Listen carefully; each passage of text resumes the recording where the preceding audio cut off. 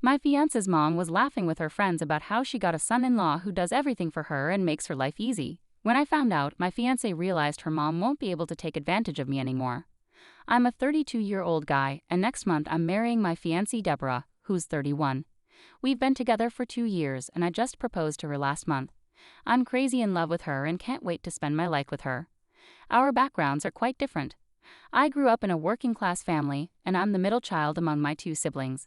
We always had to work hard, and money was tight every month. On the other hand, Deborah had a more comfortable upbringing. Her dad was a successful businessman, so she had everything she needed. She was always around wealthy kids who threw fancy parties and events. I worked really hard to pay for college and got a job at a fancy company all on my own. My parents were really proud of me for not needing their help with money. When I met Deborah at a party through a friend, even though we came from different worlds, we clicked right away. We went on dates, got to know each other better, and fell in love more every day. As we got more serious, Deborah invited me to dinner with her family to meet her parents officially. That's when I met her dad, John, who liked that I worked hard. But her mom, Maddie, didn't seem to like me much. It was clear that Deborah's mom didn't think highly of where I came from and didn't see me as the kind of son-in-law she wanted. She didn't hide her disapproval, it was pretty obvious and made things awkward. She would interrupt me in conversations and give me disapproving looks, making things tough. On the other hand, my parents welcomed Deborah with open arms. They liked her a lot, and even my brothers joked around with her. They'd say funny things like she could still run away from me, but it was all in good fun. It was nice to see my family supporting us. I tried to connect with Maddie and win her over, knowing it might take time because of our different backgrounds. But things stayed tense between us, and I could feel her disapproval lingering. Despite the challenges with Deborah's mom, we focused on our love and dreams together. We were determined to make our relationship strong, even with our families being different. We hoped that over time, Deborah's mom would accept me. Sadly, a year ago, Deborah's dad passed away suddenly from a heart attack. He left behind money, but also debts that needed to be paid. Deborah's mom had to sell her house and car to cover these debts. Now she's been living with us for the past 6 months because she had nowhere else to go. I didn't mind having Maddie live with us because I knew she was going through a tough time after losing her husband. I tried my best to make her comfortable, but she always found something to complain about around the house. For context, Deborah and I share our chores equally since we started living together.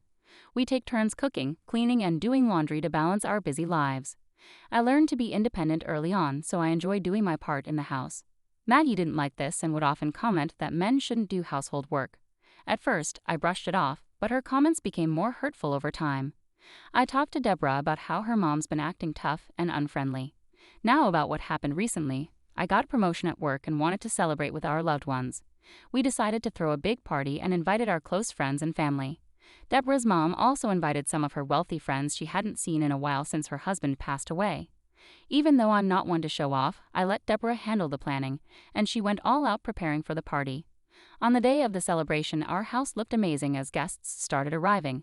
Maddie was happy reconnecting with her old friends, while Deborah and I were busy hosting our own guests. As the party got busier and everyone was having fun, I noticed that Deborah's mom was acting worse.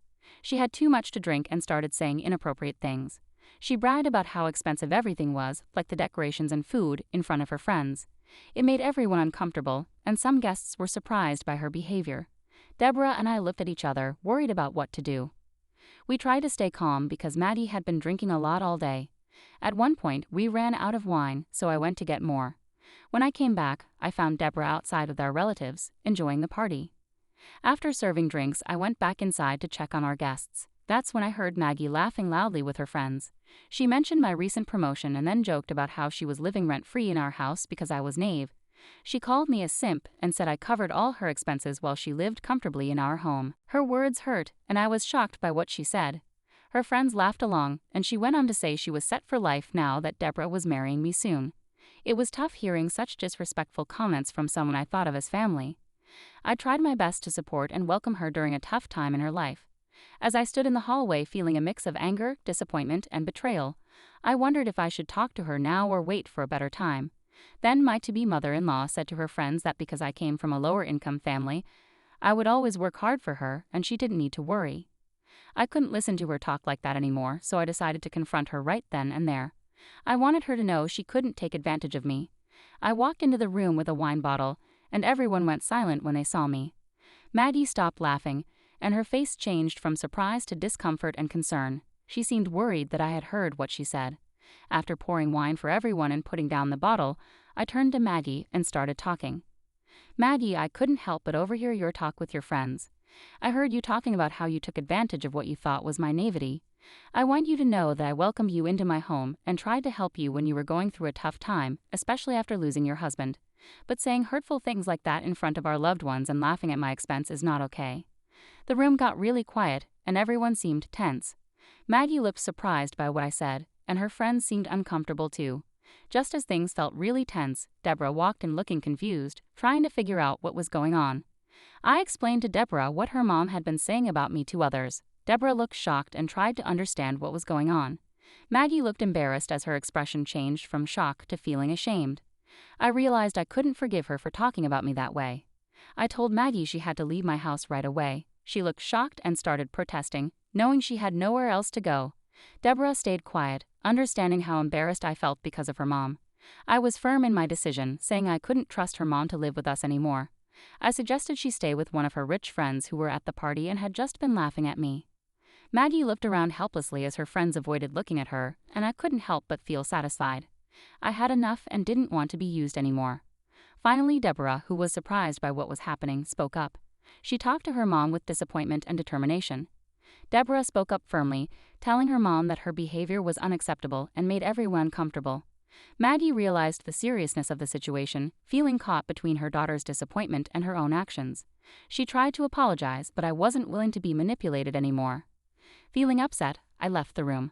The party ended soon after, and Maggie left to stay with a relative. Since then, I've been getting messages from people with different reactions. Most guests support my decision to stand up for myself, but some of Deborah's family members think I shouldn't have embarrassed her mom like that. At the party, my parents fully supported me. The situation has caused a split between our families, and everyone's different opinions are making things tense. I'm posting here to get an unbiased opinion. Was I wrong to confront my to-be mother-in-law in front of everyone after I caught her making fun of me and told her she can't take advantage of me? It's great to hear that you're taking feedback and thinking about the future. Many people suggested that this incident could show what your future family dynamics might be like. Some suggested getting a prenup with your fiancé, something you hadn't considered before but are now seriously thinking about. After the party, you and your wife had a long talk about everything. She's supportive of you, but you're understandably feeling cautious about her family and the potential for manipulation in the future. It's good that you're having these conversations now to address any concerns and make informed decisions. Many comments have mentioned that my mother-in-law's subtle mean comments over the months were a type of emotional abuse, and I'm starting to see it that way too. I don't want her in my life anymore.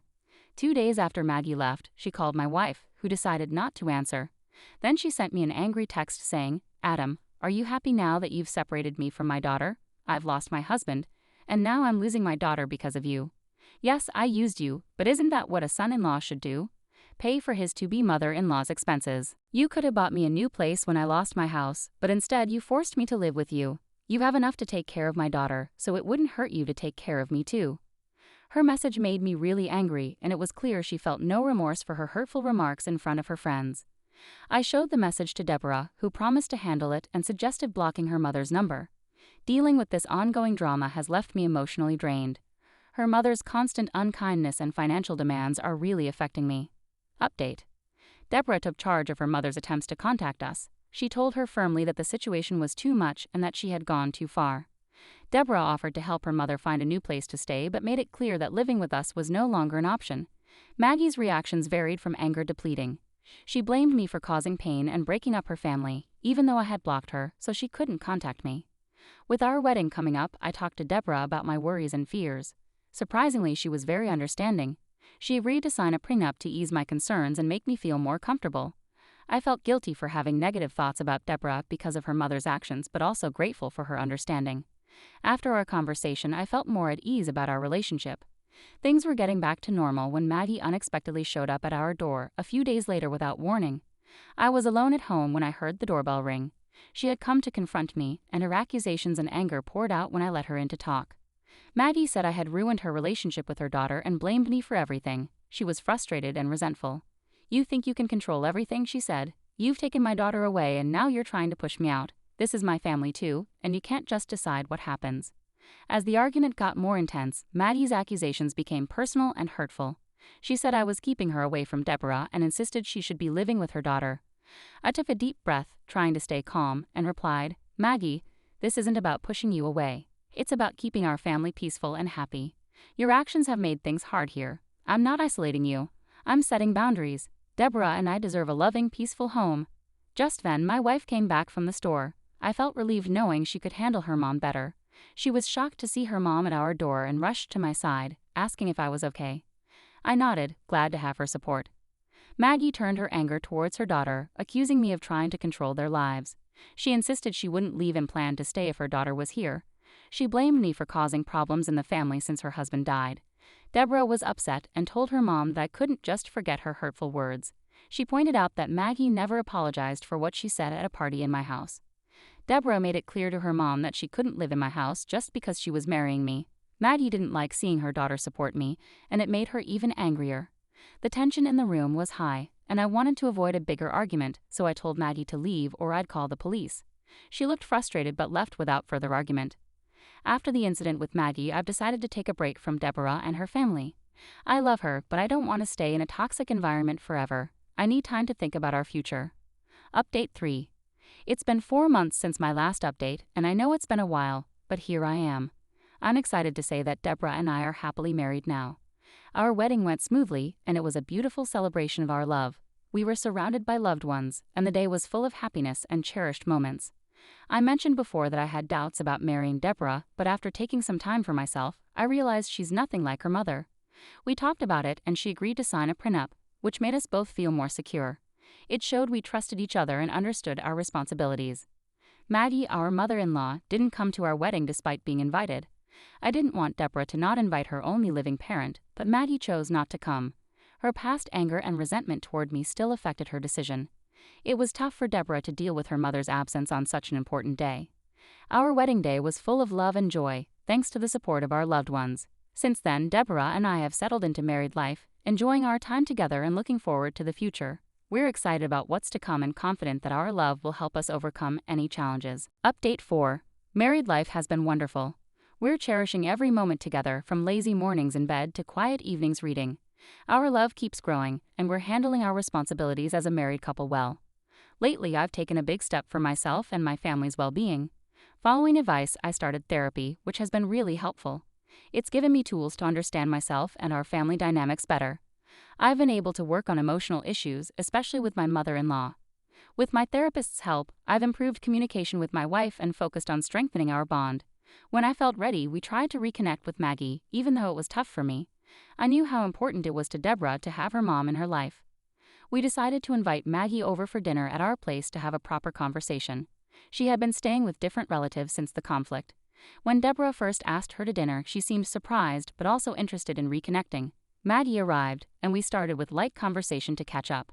Deborah spoke first, hoping for a better relationship between me and Maggie.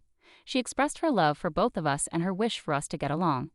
This prompted Maggie to admit that her behavior stemmed from grief and confusion after her husband's death, which had clouded her judgment. She apologized to me sincerely, acknowledging that she hadn't realized the extent of the hurt she caused me. I could tell she genuinely regretted her actions. We talked about our feelings, the misunderstandings that happened, and how we could move forward to repair our relationship. It was an emotional conversation filled with tears and heartfelt apologies. Deborah played a crucial role in bringing us together, bridging the gap between me and her mother. By the end of the evening, after a lovely dinner, there was a feeling of relief and hope in the air. While the past wounds weren't fully healed, we had started the journey towards reconciliation. It was a positive step forward in rebuilding our strained bonds. Since then, we've met Maggie at other family gatherings, and things are no longer awkward between us. Our relationship has improved gradually, although I'm not comfortable with her living with us again. I'm patient and understanding, knowing that healing takes time.